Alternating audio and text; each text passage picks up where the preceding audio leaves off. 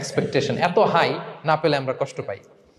তাহলে বিষ্ণু বলেছেন, হয় স্ট্রেঞ্জার নয় ট্রাভেলার, এইভাবে থাকো। ওয়াইদা আমসাইতা ফালা তানতাযিরিস সাবাহ ওয়াইদা আসবাহতা ফালা তানতাযিরিল মাসা। আব্দুল্লাহ, যখন সকাল হবে সন্ধ্যার এক্সপেক্ট করো না, যখন সন্ধ্যা হবে সকালের এক্সপেক্ট করো না। সকালবেলা তুমি বিশাল আশা নিয়ে বসে থেকো না যে সন্ধ্যা পর্যন্ত বাঁচবা। যদি বাঁচো, সন্ধ্যা পাও, ভালো, আলহামদুলিল্লাহ।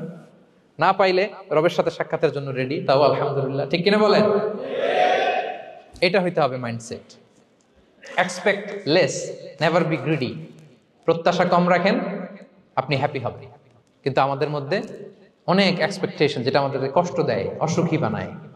আরো লাগবে, আরো লাগবে। অনেকের মধ্যে, সবার না, অনেকের মধ্যে এই প্রবণতা আছে না? নাই? বিশ্বনবী বলেন, লাউ আন্না লিবনি আদম ওয়াদিয়ান মিন যাহাব আহাব্বা ইয়াকুনা লাহু ওয়াদিয়ান। প্রত্যেক বনি আদমকে যদি একটা করে স্বর্ণের পাহাড় বানায় দেওয়া হয় বা উপত্যকা বানায় দেওয়া হয়, সে চাবে আরো একটা স্বর্ণের পাহাড়ের মালিক কিভাবে হওয়া যায়।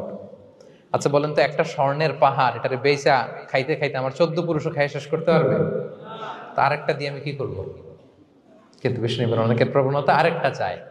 ওয়ালা ইয়ামলা আফাহু ইল্লা তুরাব। কবরের মাটি ছাড়া তার এই আশা, ভরসা, প্রত্যাশা কেউ থামাতে পারবে না। তাহলে আমরা যেন গ্রিডি না হই, লোভী না হই, আমাদের এক্সপেকটেশন যেন কম থাকে।